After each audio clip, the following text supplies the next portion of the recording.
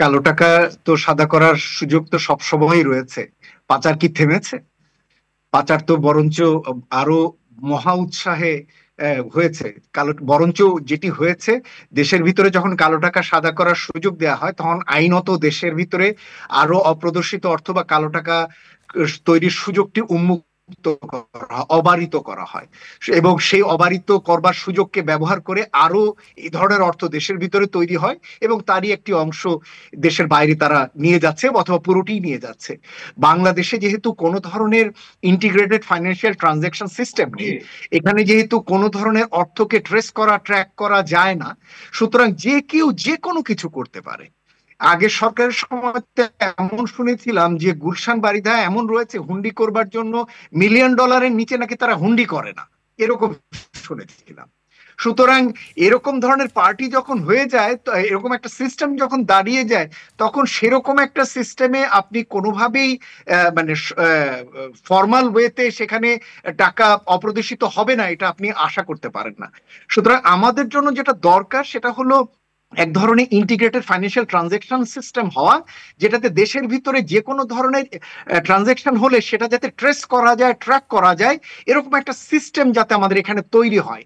এবং ভারতে যেমন আধার কার্ডের মাধ্যমে এই আধার কার্ড হোল্ডাররা তারা যে কোনো ধরনের ট্রেস ট্র্যাক করলে সেটা তার কর্পোরেট হোক বা ফাইন্যান্সিয়াল পার্সোনাল হোক, সেই অ্যাকাউন্টে সেটা রিফ্লেক্ট হয়, এবং সেখান থেকে তার অ্যানুয়াল যে ফাইন্যান্সিয়াল স্টেটমেন্ট সেটাকে সেখানে সেটা কিন্তু প্রদর্শন করতে হয়। সুতরাং আমাদের ওরকম একটি সিস্টেমে না যাওয়া পর্যন্ত সম্ভবত এই জিনিসগুলো চলতে থাকবে। আর একটা যেটা আপনাকে আগে বলেছি যে সিস্টেমে যেটা দিবে, কারণ এটা যে খুব একটা কঠিন কাজ তা কিন্তু নয়, কিন্তু এটা আসলে কঠিন কাজ নয়, ঠিকই বলেছেন। সরকারকে অনাগ্রহ দেখিয়েছি এই বিষয়গুলো নিয়ে কাজ করতে।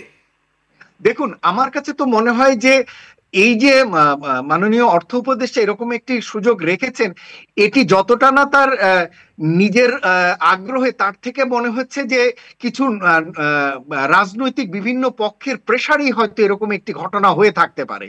কেননা এখন তো আবার নতুন করে দেশে নতুন আয় গোষ্ঠী তৈরি হয়েছে, নতুন এক ধরনের ইনকাম গোষ্ঠী তৈরি হচ্ছে দেশের ভিতরে, যারা চাঁদাবাজি করছেন, যারা বিভিন্নভাবে অন্যায় করছেন।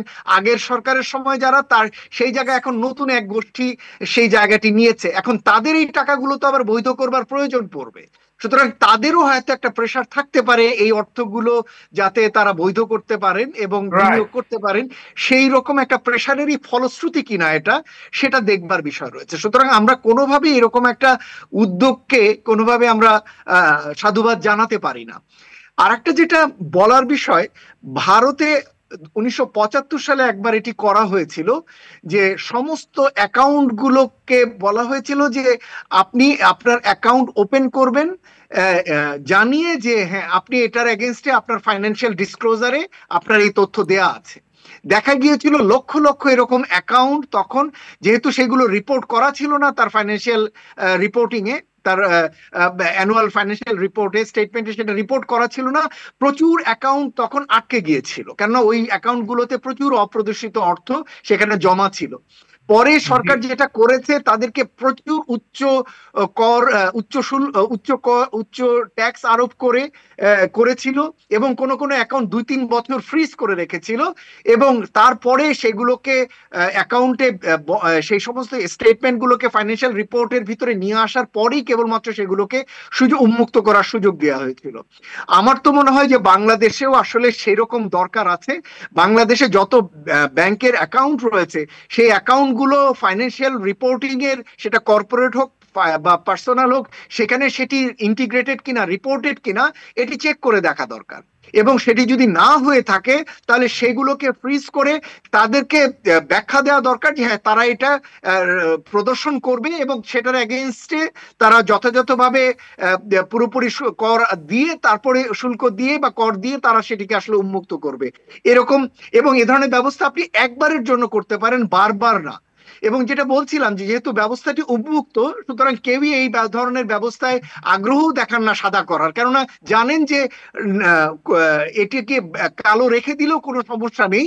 তার কারণ হচ্ছে এটা ধরার জন্য সরকারের হাতে এমন কোনো ইনস্ট্রুমেন্ট নেই যে সরকার তাদেরকে ধরতে পারেন। সুতরাং এই ব্যবস্থাটি চলছে, অনধিকারে চলছে আমাদের এখানে। এই ব্যবস্থাটিও কিন্তু এখনো অব্যাহত রয়েছে। আমরা জি। মনে করি যে যেহেতু এখন সরকার আগামীতে অন্তর্বর্তী সরকার বাজেট পাশ করবেন, এখনো সময় রয়েছে।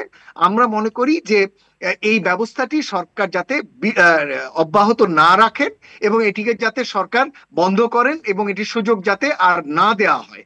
বরঞ্চ আমরা আশা করব যে কর জালের ভিতরে আরো কিভাবে যারা রয়েছেন তাদেরকে কিভাবে নিয়ে আসা যায় সেই ধরনের উদ্যোগগুলো যাতে বাজেটের ভিতরে তারা অন্তর্ভুক্ত করেন।